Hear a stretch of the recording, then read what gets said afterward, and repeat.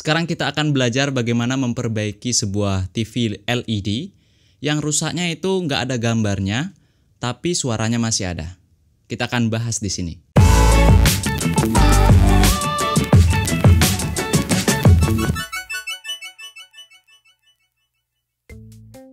Dalam video, saya punya sebuah TV LED yang rusaknya adalah nggak muncul gambar, tapi suaranya masih bisa kita dengar.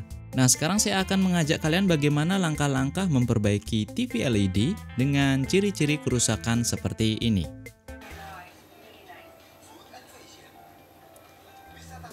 Sebelum kalian melakukan pembongkaran TV, kalian bisa lakukan beberapa tes sederhana untuk mengetahui secara pasti di bagian mana yang rusak sebelum kita bongkar.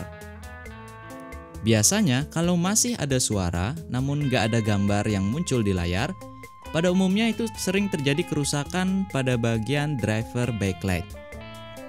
Backlight di sini berfungsi untuk memberikan cahaya pada panel LCD agar kita bisa melihat gambar yang ditampilkan di layar kaca.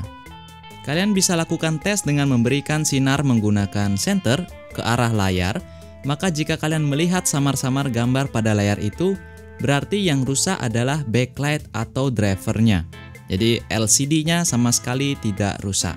Kalau di sini saya masih bisa melihat gambar samar-samar pada layar LCD, dan itu berarti LCD-nya nggak apa-apa. Oke, kalau gitu kita lanjut aja pada bagian dalam dari LCD. Kita akan bongkar dulu dan lihat bagian dalamnya. Nah, untuk hal pertama yang harus kita lakukan adalah mengukur tegangan keluar dari driver backlight ya. Jadi di bagian blok power supply itu ada jalur tegangan keluar yang menuju ke lampu backlight. Kalian bisa ukur dulu tegangannya di sana apakah stabil atau nggak ada tegangan sama sekali. Kita bisa cek. Dan ternyata tegangan yang terukur tidak stabil. Tegangan yang seharusnya di sini itu adalah sekitar 100 sampai 120 volt tergantung dari settingan backlight di TV sebelumnya gitu ya. Karena nggak stabil, kita coba bongkar dan kita tes komponen yang ada pada jalur tegangan output dari driver backlight.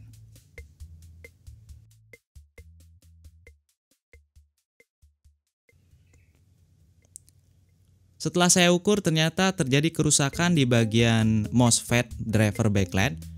Tugas dari MOSFET ini adalah meng-on-kan dan meng-off-kan gitu ya, tegangan menuju ke backlight LED, ke backlight TV LED gitu. Jadi kalau ini putus, sama sekali tidak ada tegangan yang keluar menuju ke LED, atau ada tegangan hanya saja kacau gitu pembacaannya. Jadi kita coba untuk mengganti komponen ini dengan komponen yang sama atau yang serupa, walaupun nilainya nggak sama tapi serupa fungsinya, dan kita akan ukur ulang tegangannya. Setelah tegangan output keluar, kita akan coba tes menyalakan backlight. Kali aja langsung menyala. Dan kalau ternyata masih tidak menyala juga, kalian bisa pastikan terjadi kerusakan di backlight LED tersebut. Jadi karena tegangan sudah muncul tapi lampu nggak menyala juga, artinya ada lampu yang putus di dalam LCD. Kita akan bongkar dan kita akan cek satu persatu lampu mana yang rusak. Kalau di video saya sebelumnya, saya mengetes backlight dengan cara menyuntikkan tegangan menggunakan power supply yang khusus didesain untuk mengetes backlight ya.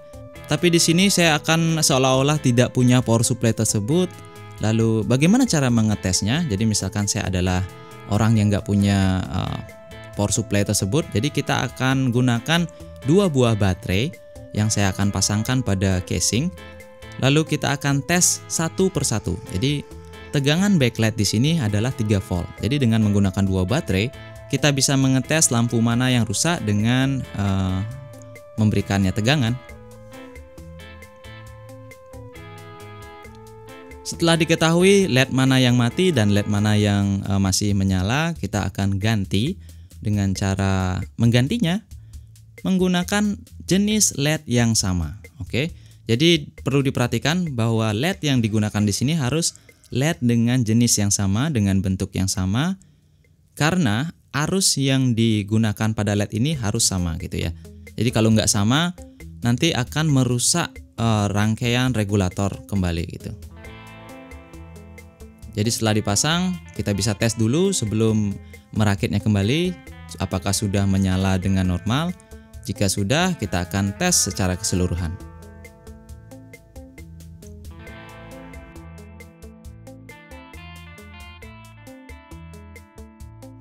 Oke, itu dia tadi adalah tutorial singkat bagaimana kita mengidentifikasi kerusakan TV LED dan juga sekaligus memperbaikinya dengan sangat mudah dan dengan komponen standar yang bisa kalian beli di toko elektronik di sekitar rumah kalian. Oke, saya Dwi Arsana, sampai jumpa di video tutorial selanjutnya atau video lainnya di channel YouTube Dwi Arsana. Sampai jumpa, jangan lupa untuk like video ini jika kalian merasa video ini bermanfaat. Dan share ke teman kalian yang mungkin punya masalah seperti ini. Oke, sampai jumpa.